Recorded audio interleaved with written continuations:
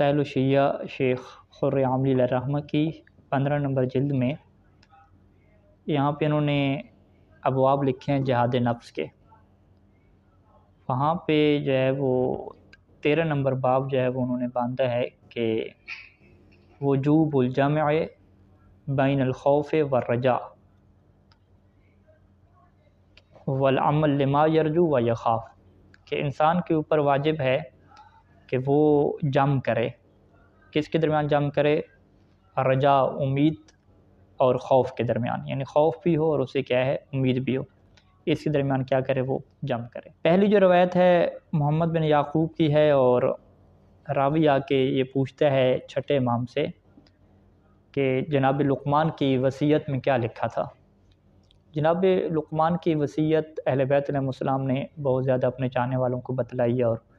اس کے اوپر کیا ہے عمل کرنے کا حکم دیا. جناب لقمان کی اپنے بیٹے کو کیا ہے بہت ساری وصیتیں ہیں. وہاں پہ چھٹے امام نے فرمایا کہ اس کے اندر بڑی ہی جو ہے وہ حیران کن وصیتیں ہیں، اور ان میں سے جو سب سے حیران کن وصیت وہ یہ والی ہے. وہ کیا وصیت ہے کہ قال لابنہ ہی، کہ جناب لقمان نے اپنے بیٹے سے یہ فرمایا تھا کہ خف اللہ خیفتاً، کہ اللہ سے ایسے ڈرو کہ لو جئتہ ببر الثقلین، کہ اگر تم اللہ کے پاس جاؤ اور تمہارے پاس بر نیکیاں کتنی ہوں ثقلین کے برابر ہوں. ثقلین کی تعبیر واضح ہے کہ جن و انس پوری دنیا میں جتنے بھی ہیں سب کے برابر اتنی زیادہ تم نیکیاں لے کے اللہ کے پاس جاؤ تو تمہیں اس بات کا ڈر ہونا چاہیے کہ لعذبہ کا، کہ وہ تمہیں پھر بھی کیا دے دے گا، عذاب دے دے گا. پھر بھی ڈرنا ہے، مطمئن کی کیف کتنا ہو. ورج اللہ رجان، اور اللہ سے امید رکھو رحمت کی کہ لو جئتہ بذنوب ثقلین، کہ تم اتنے گناہ لے کر جاؤ کہ جو ثقلین سے بھی کیا ہوں زیادہ ہوں. ثقلین کے جتنے گناہ ہوں، پوری دنیا کے جن و انس جتنے گناہ تمہارے ذمے پہ ہوں، اور تم اللہ کے پاس جاؤ پھر بھی تمہیں امید ہو کہ اس بات کی کہ لرحمک کا، کہ اللہ تمہیں معاف کر دے گا اور تمہارے اوپر رحم کرے گا.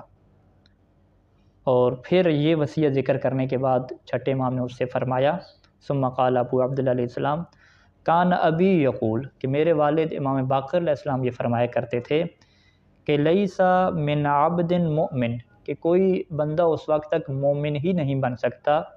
الا وفی قلبی نوران، کہ مگر یہ کہ اس کے دل میں دو نور ہوں. نور خیفت و نور رجاء، ایک نور جو ہے وہ خوف کا ہو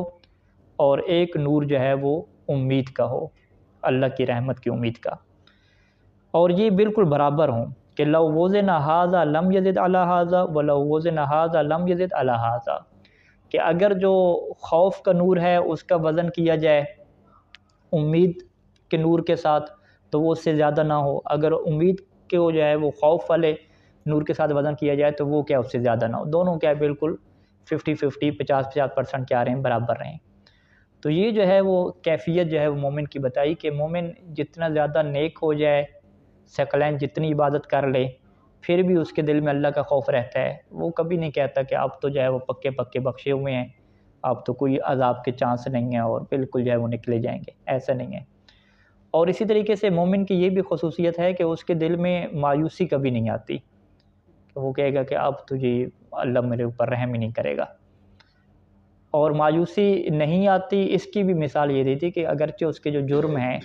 وہ اتنے ہوں کہ جو پوری دنیا کے انسانوں کے جرم ملا لیں، سب جنوں کے کیا ہے جرم اور گناہ اکٹھے کر لیں،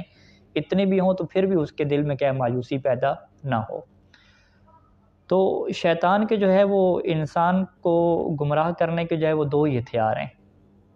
یا تو اسے وہ بالکل پر امید کر دیتا ہے، وہ کہتا ہے کہ اب اللہ تمہاری پر رحمت ہی کرے گا لہذا گناہ کی اس کے اندر جرت پیدا ہو جاتی ہے. یا دوسرا اس کے اندر ہتھیار کیا ہے کہ اسے مایوسی میں ڈال کے اس کے اندر گناہ کی جرت پیدا کرتا ہے. یہ دو طریقے کیا ہے وہ اپناتا ہے. مایوسی میں اپنانے کا اس کا طریقہ کیا ہوتا ہے کہ کیونکہ انسان کے بارے میں ہے کہ انسان خطا ہے، یہ لفظ مبالغہ کی تعبیر ہوئی ابن آدم کے متعلق کہ خطا ہے، اور پھر خطا جب تواب بنتا ہے بہت زیادہ توبہ کرتا ہے، گناہ کیا پھر توبہ کی، پھر جو ہے وہ گناہ ہو گیا پھر توبہ کی، تواب جب بنتا ہے تو وہ بار بار جب توبہ کرتا ہے تو اس کا مطلب ہے کہ وہ اللہ کی رحمت سے مایوس نہیں ہے. جب وہ اللہ کی رحمت سے مایوس نہیں ہے تو اب قرآن نے یہ اعلان کیا کہ ان اللہ یحب التوابین، کہ جب یہ تواب بنتا ہے تو اللہ اس سے کیا کرتا ہے؟ محبت کرتا ہے۔ لیکن یہ توبہ کی کیفیت کب اس کے اندر پیدا ہوتی ہے؟ کہ جب وہ اللہ کی رحمت سے مایوس نہیں ہوتا۔ اور قرآن مجید کی وہ آیت ہے کہ جب اہل تقوی کی نشانیاں بیان کی تھیں تو ان کے بارے میں یہی تھا کہ اگر وہ فحاشی اور برا کام کر بیٹھتے ہیں تو فوراً اللہ کے ذکر کی طرف واپس آ جاتے ہیں اور ان کا نظام اور ساری زندگی سیٹ ہو جاتی ہے۔ یہ نہیں ہے کہ اب وہ گناہ ہو گیا تو وہ مایوس ہو جائیں، نماز پہلے اول وقت میں پڑھتے تھے وہ بھی چھوڑ دیں، با جماعت پڑھتے تھے وہ بھی چھوڑ دیں، ان کے جو تھے وہ مباحثے تھے، مطالعے تھے وہ بھی چھوڑ دیں، ایک مایوسی کی کیفیت بن جائے کہ ابھی جو ہے وہ میں سیٹ نہیں ہو سکتا، دوبارہ کیا گناہ ہو گیا ہے۔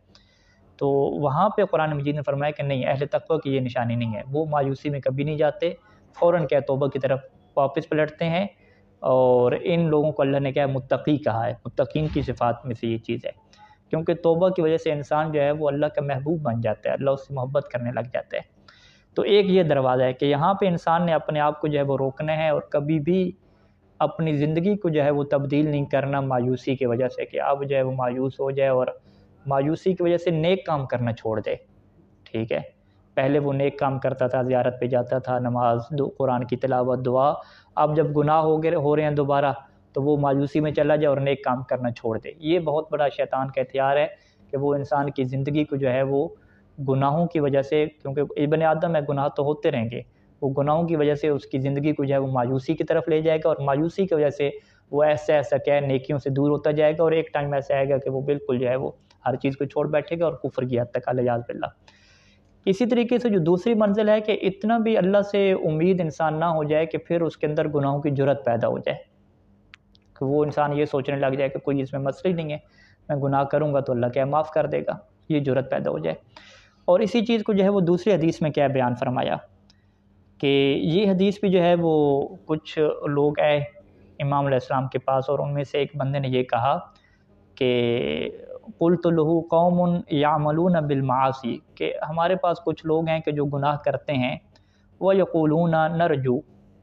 اور وہ کہتے ہیں کہ جی ہمیں تو اللہ کی رحمت سے بڑی امید ہے،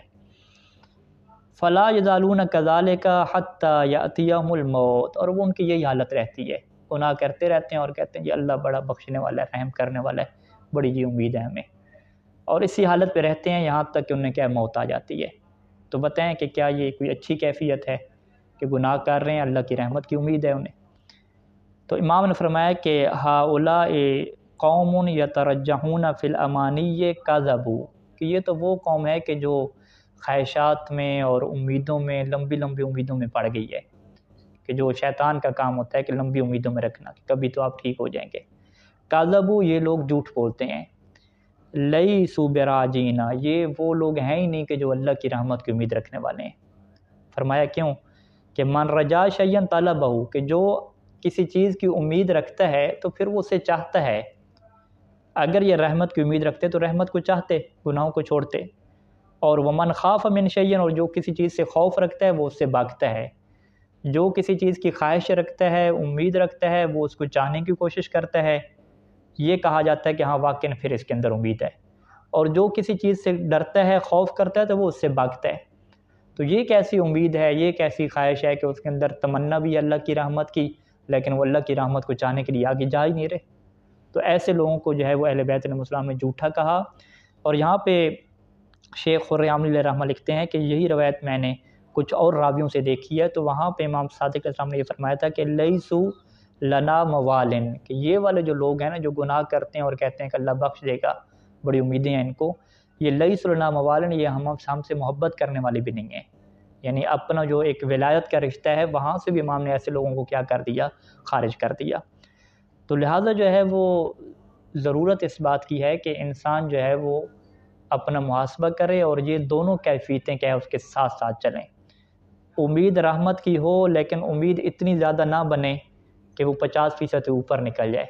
اور وہاں سے کیا ہے پھر گناہوں کی جرت پیدا ہو جائے۔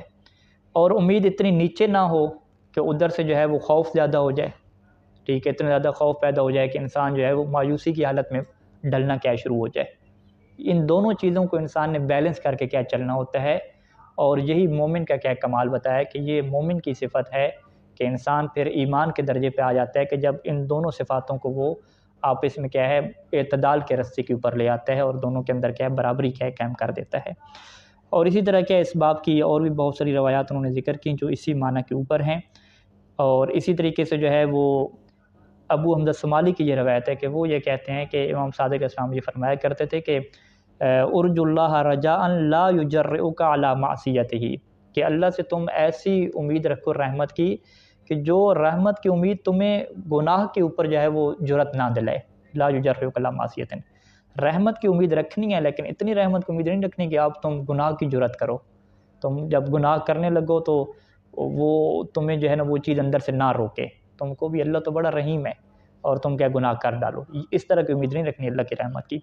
وَخَفِ اللَّهَ خَوْفًا، اور اللہ سے خوف رکھو لیکن ایسا خوف نہ رکھو کہ لا یؤسک من رحمتہ، کہ جو تجھے اس کی رحمت سے مایوس کر دے۔ تو اہل بیت علیہ السلام نے ہمیشہ اپنے چاہنے والوں کو یہی تلقین فرمائی ہے کہ نہ رحمت کی امید میں اتنا آگے جانا ہے کہ پھر گناہ کرتے ہوئے ڈر نہ لگے،